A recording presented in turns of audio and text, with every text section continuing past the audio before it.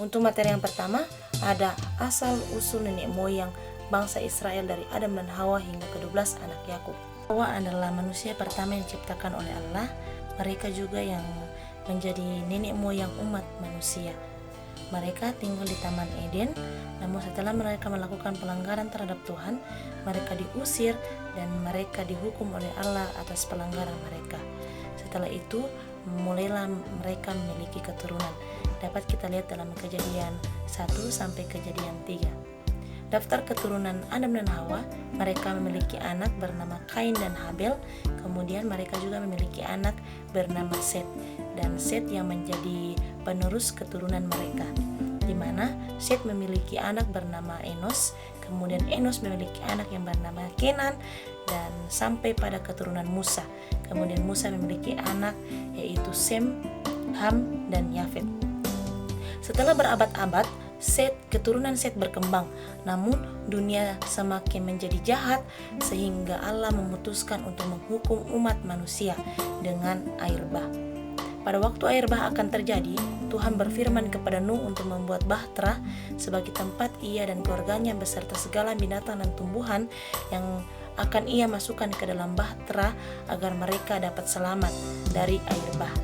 Kemudian Nuh melakukan apa yang diperintahkan oleh Tuhan. Ketika air bah itu datang, yang selamat hanya anak-anak Nuh, istri, menantu, serta binatang dan tumbuhan yang ada dalam bahtera itu. Setelah air bah itu selesai terjadi, Nuh dan anak-anaknya menjadi nenek moyang berbagai bangsa, dan keturunan Sem akhirnya yang menjadi keturunan yang lebih langsung menuju keturunan Abraham. Abraham dan Allah melakukan perjanjian bahwa Tuhan akan membuat Abraham menjadi bangsa yang besar dan akan memberkati Abraham serta akan memasyurkan nama Abraham. Kemudian Abraham memiliki 2 anak bernama Ismail dan Ishak. Setelah itu, Ishak, anak Abraham, memiliki seorang anak laki-laki bernama Esau dan Yakub. Meskipun Esau anak sulung, tetapi hak kesulungan Esau diberikan kepada Yakub. Setelah itu, nama Yakub diubah menjadi Israel oleh Allah, yang berarti orang yang bergumul dengan Allah. Yakub memiliki 12 anak laki-laki dari 4 istri yang berbeda. Anak-anak Yakub bernama Ruben, Simeon, Lewi, Yehuda, Dan, Naftali, Gad, Asher, Isakar, Sebulon, Yusuf, dan Benyamin. Salah satu dari anak-anak Yakub yang paling terkenal adalah Yusuf, yang dijual oleh saudara-saudaranya dan dibawa ke Mesir. Setelah beberapa pergumulan dan penderitaan yang dialami oleh Yusuf, lalu Yusuf menjadi seorang penguasa di Mesir. Ketika itu, kelaparan melanda kota di mana Yakub tinggal bersama dengan anak-anaknya, dan mereka pun pindah ke Mesir. Mereka bertemu dengan Yusuf, dan Yusuf menerima mereka dan memaafkan semua yang telah mereka lakukan kepada Yusuf. Kemudian mereka berkembang dan menjadi bangsa yang besar. Dan setelah beberapa generasi, keturunan Yakub, yaitu Israel, mereka diperbudak di Mesir. Namun Tuhan mengutus Musa untuk membebaskan mereka dari perbudakan dan membawa mereka ke tanah perjanjian yang dijanjikan oleh Tuhan kepada Abraham, Ishak, dan Yakub yang dipimpin oleh Musa. Demikianlah garis besar asal-usul bangsa Israel dari Adam dan Hawa hingga ke-12 anak Yakub, yang kemudian menjadi dasar bagi pembentukan bangsa Israel. Untuk materi yang kedua, di mana kisah pemanggilan Abraham. Abraham dipanggil oleh Tuhan untuk meninggalkan tanah kelahirannya Ur Kasdim dan pergi ke negeri yang akan ditunjukkan Tuhan. Tuhan berjanji kepada Abraham bahwa dia akan menjadi bapa dari bangsa yang besar yang kemudian dikenal sebagai bangsa Israel. Sebagai bagian dari janji Tuhan kepada Abraham bahwa Tuhan akan menyertai keturunan Abraham dan seluruh bangsa-bangsa di bumi akan diberkati. Kemudian Tuhan melakukan perjanjian dengan Abraham. Tuhan membuat perjanjian dengan Abraham dengan menjanjikan tanah Kanaan sebagai milik keturunannya. Meskipun Abraham dan istrinya Sarah sudah lanjut usia dan belum memiliki anak, Tuhan berjanji bahwa Abraham akan mempunyai banyak keturunan, bahkan jumlah keturunan Abraham akan sama dengan jumlah bintang di langit. Abraham percaya kepada Tuhan dan hal ini diperhitungkan sebagai kebenaran. Lalu lahirlah Ishak. Karena pada saat itu Sarah belum juga hamil, ia menyarankan agar Abraham memiliki anak dengan Hagar, salah seorang pelayan dari Sarah. Anak yang lahir dari Hagar bernama Ismail. Namun Tuhan tetap menggenapi janjinya dengan memberikan seorang anak laki-laki, yaitu Ishak, melalui Sarah, istri sah Abraham, dan yang menjadi pewaris janji Tuhan kepada Abraham, yaitu Ishak. Lalu Ishak menikah dengan Ribka dan mereka memiliki 2 anak kembar yang bernama Esau dan Yakub. Meskipun Esau adalah anak pertama, Tuhan memilih Yakub untuk menerima berkat dan janjinya. Yakub kemudian memperoleh berkat dari ayahnya, meskipun dengan cara yang tidak langsung melalui penipuan, tetapi tetap Yakub yang dipilih menjadi penerus Abraham. Masuknya anak-anak Yakub ke Mesir. Yakub dan anak-anaknya masuk ke Mesir melalui kejadian Yusuf, di mana Yusuf dijual oleh saudara-saudaranya ke Mesir. Lalu pada saat itu mereka mengalami bencana kelaparan. Kemudian Yakub dan anak-anaknya memutuskan untuk pergi ke Mesir untuk mencari makanan, dan pada saat itu yang menjadi penguasa di Mesir adalah Yusuf yang menjadi anak Yakub dan saudara-saudaranya yang telah membuang Yusuf pada waktu itu. Pada waktu itu mereka tidak mengenali Yusuf, tetapi Yusuf mengenali mereka bahwa mereka adalah keluarganya. Kemudian Yusuf mengambil mereka dan menaruhnya di dalam rumahnya dan memberikan mereka makanan dan menerima mereka dan memaafkan mereka. Kemudian keluarga Yakub semakin besar dan berkembang menjadi bangsa yang besar, menjadi bangsa Israel. Materi yang selanjutnya mengenai tempat-tempat persinggahan bangsa Israel sejak keluar dari Mesir hingga tiba di tanah perjanjian. Dapat kita lihat dalam peta persinggahan bangsa Israel, di mana ada 12 tempat persinggahan bangsa Israel. Yang pertama, persinggahan yang pertama dari Rames ke Sukot. Setelah peristiwa Paskah keluar dari Mesir, bangsa Israel melalui perjalanan mereka dari Rames menuju Sukot. Mereka meninggalkan Mesir dengan cepat setelah mengalami kesepakatan dengan Firaun. Setelah 10 tulah Tuhan yang menghancurkan Mesir di Sukot, mereka berkemah dan mulai melakukan perjalanan panjang menuju tanah yang dijanjikan. Untuk yang kedua, Sukot ke Etam. Setelah meninggalkan Sukot, mereka tiba di Etam dekat tepi Laut Merah. Di sini Tuhan memberi petunjuk dengan tiang awan di siang hari dan tiang api di malam hari untuk memimpin mereka. Untuk yang ketiga, persinggahan di Laut Merah. Di Laut Merah, bangsa Israel dikejar oleh pasukan Musa.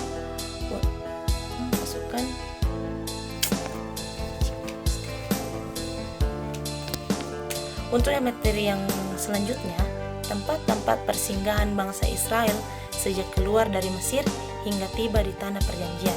Dapat kita lihat dalam peta di mana ada 12 tempat persinggahan bangsa Israel. Untuk yang pertama, Rames ke Sukot. Mereka melakukan perjalanan ketika mereka mulai tiba di Rames menuju Sukot.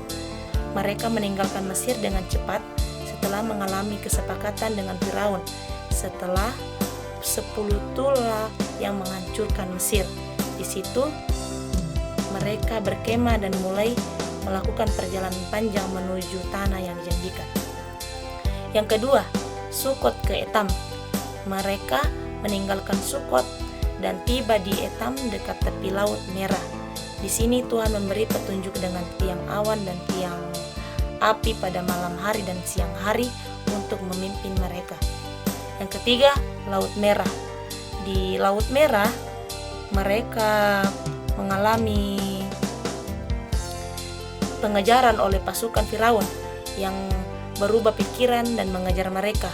Tuhan memerintahkan Musa untuk membela Laut Merah agar mereka dapat melaluinya dari pasukan Firaun yang mengejar mereka.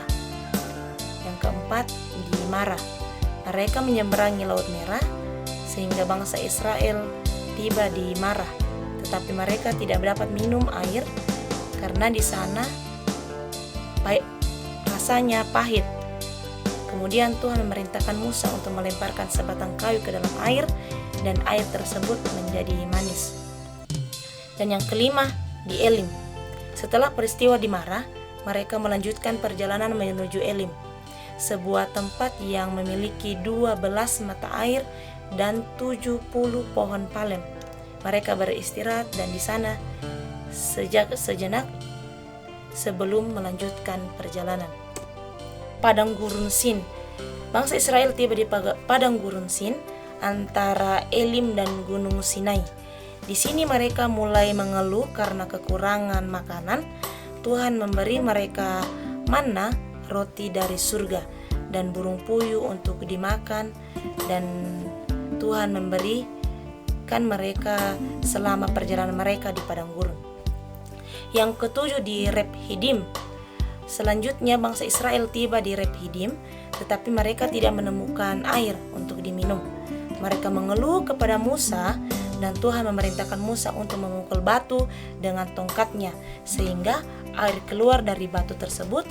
Dan di sini juga terjadi pertempuran pertama dengan bangsa Amalek yang berhasil dikalahkan oleh Israel dengan bantuan Tuhan melalui tangan Musa yang diangkat. Yang kedelapan, di Gunung Sinai. Di Gunung Sinai bangsa Israel mendirikan kemah mereka dan menerima hukum Taurat dari Tuhan melalui Musa. Di sini juga Tuhan memberikan 10 perintah Tuhan dan berbagai peraturan lainnya yang membentuk dasar hidup bagi bangsa Israel. Kesembilan, di Kades Barnea. Di Kades Barnea mereka menerima perbatasan tanah perjanjian di Kanaan. Di sini Musa mengirim 12 pengintai untuk menjelajahi tanah Kanaan. 10 pengintai melaporkan bahwa tanah tersebut penuh dengan bangsa-bangsa yang besar dan kuat. Sementara hanya 2 pengintai, yaitu Yosua dan Kaleb, yang menyarankan agar mereka segera masuk karena ketidakpercayaan dan pemberontakan bangsa Israel. Tuhan menghukum mereka dengan memutuskan bahwa generasi yang keluar dari Mesir tidak akan masuk ke tanah perjanjian. Sebagai akibatnya mereka harus keliling di padang gurun selama 40 tahun. Yang ke-10, perjalanan di padang gurun. Selama 40 tahun di padang gurun, bangsa Israel menghadapi banyak cobaan, termasuk keluhan terhadap makanan, air, dan pertempuran dengan bangsa-bangsa lain. Namun Tuhan juga menyediakan banyak mujizat, seperti memberikan air dari batu, mengirim ular baja untuk menyembuhkan mereka yang digigit ular berbisa, dan memberikan mereka kemenangan dalam beberapa pertempuran. Yang ke-11, di Moab. Setelah 40 tahun, bangsa Israel tiba di wilayah Moab, di timur sungai Yordan. Di sini Raja Moab, Balak, memanggil Nabi Bileam untuk mengutuk bangsa Israel, tetapi Tuhan menghalangi Bileam dan justru memberkatinya. Bileam mengucapkan 3 berkat untuk Israel. Setelah itu bangsa Israel tinggal di Moab untuk sementara waktu sebelum memasuki tanah perjanjian. Yang terakhir, sungai Yordan dan masuk ke tanah Kanaan.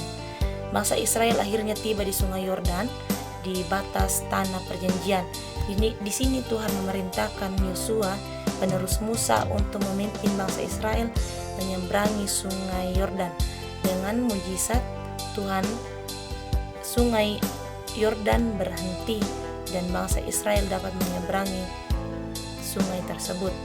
Kemudian mereka mendirikan 12 batu peringatan di tengah sungai Yordan, tanda bahwa Tuhan telah membawa Israel menaklukkan tanah Kanaan. Inilah perjalanan bangsa Israel dari Mesir hingga tanah perjanjian, penuh dengan ujian, mujizat, dan pelajaran tentang iman dan ketaatan kepada Tuhan. Meskipun mereka seringkali mengeluh dan memberontak, Tuhan tetap setia memimpin dan menyediakan kebutuhan mereka sepanjang perjalanan yang sangat panjang bagi bangsa Israel. Materi yang terakhir yaitu pembagian tanah perjanjian kepada 12 suku Israel. Dapat kita lihat dalam peta dalam slide, di mana yang pertama suku Yehuda. Suku Yehuda menerima bagian terbesar yang terletak di bagian selatan tanah perjanjian. Wilayah ini termasuk kota Yerusalem. Dan wilayah Yehuda berbatasan dengan daerah-daerah seperti suku Simeon dan suku Benyamin. Yang kedua, suku Simeon. Suku Simeon diberikan wilayah yang terletak di tengah-tengah wilayah Yehuda. Oleh karena itu, wilayah Simeon lebih kecil dan dikelilingi oleh wilayah Yehuda yang kadang mempengaruhi kemandirian mereka. Yang ketiga, suku Benyamin. Suku Benyamin mendapatkan tanah yang terletak di antara suku Yehuda dan suku Yusuf, terutama suku Efraim. Salah satu kota penting dalam wilayah ini adalah Yerusalem dan Yerusalem bagian utara. Yang keempat, suku Efraim. Suku Efraim memperoleh tanah yang terletak di bagian tengah tanah Kanaan. Efraim menjadi salah satu suku besar dan paling berpengaruh setelah suku Yehuda. Wilayah mereka berbatasan dengan suku Manasye dan kota-kota penting seperti Silo yang berada di sini. Yang kelima ada suku Manasye. Suku Manasye yang merupakan suku terbesar dalam jumlah penduduk dibagi menjadi dua bagian. Yang pertama, suku di bagian sebelah timur Sungai Yordan dan di satu bagian barat Sungai Yordan yang berbatasan dengan suku Efraim dan suku Isakar. Yang keenam ada suku Sebulon. Suku Sebulon terletak di bagian utara tengah tanah Kanaan. Wilayah mereka terletak di sepanjang jalan utama yang menghubungkan wilayah pantai dengan daerah pedalaman. Yang ketujuh ada suku Isakar. Suku Isakar mendapatkan tanah yang terletak di bagian utara tengah tanah Kanaan yang sebagian besar berupa dataran subur. Mereka berbatasan dengan suku Sebulon dan suku Naftali. Yang ke-8 ada suku Asyer. Suku Asyer mendapat wilayah yang terletak di sepanjang pesisir laut di bagian utara Kanaan yang meliputi kota-kota pelabuhan seperti Sidon. Dan yang ke-9 ada suku Naftali. Suku Naftali terletak di bagian utara tanah Kanaan, berbatasan dengan suku Sebulon dan suku Dan. Dan wilayah mereka mencakup daerah pegunungan dan danau-danau. Ada suku Dan. Suku Dan memperoleh tanah di bagian barat laut tanah Kanaan yang terletak di pesisir laut tengah. Namun karena kesulitan dalam merebut wilayah tersebut, suku Dan kemudian memutuskan untuk mencari wilayah baru di bagian utara tanah Kanaan dan mendirikan kota Dan. Ada suku Gad. Suku Gad mendapatkan wilayah di sebelah timur Sungai Yordan di daerah yang lebih dikenal sebagai Transyordania. Wilayah mereka berbatasan dengan suku Ruben dan suku Manasye. Ada suku Ruben. Suku Ruben seperti suku Gad mendapatkan tanah di sebelah timur Sungai Yordan yang terletak di bagian selatan wilayah Transyordania. Dan yang terakhir adalah suku Naftali. Suku Naftali mendapatkan bagian tanah di wilayah utara di sekitar Danau Galilea dan wilayah sekitarnya. Untuk pembagian tanah bagi suku Lewi tidak diberikan tanah perjanjian seperti suku-suku lainnya. Sebagai gantinya, suku Lewi diberikan 48 kota di seluruh wilayah Israel, termasuk 6 kota perlindungan. Suku Lewi ditunjuk sebagai suku imam yang tugasnya untuk melayani di bait suci, mengajar hukum Tuhan dan melakukan pelayanan-pelayanan keagamaan. Kota-kota Lewi ini tersebar di seluruh wilayah Israel dan di setiap suku diberikan sejumlah kota untuk melayani dan memimpin rohani menjaga keharmonisan keagamaan di seluruh bangsa Israel. Itulah pembagian tanah perjanjian di tanah Kanaan kepada 12 suku Israel dengan adil melalui undian yang dipimpin oleh Yosua. Namun, suku Lewi memiliki posisi khusus karena mereka tidak diberikan tanah sebagai wilayah sendiri, melainkan diberikan kota-kota yang terbesar di seluruh wilayah Israel untuk menjalankan tugas keagamaan mereka sebagai imam dan pelayan Tuhan. Ini ditegaskan peran suku Lewi dalam kehidupan rohani bangsa Israel yang lebih fokus pada pelayanan dan bukan pada penguasaan tanah.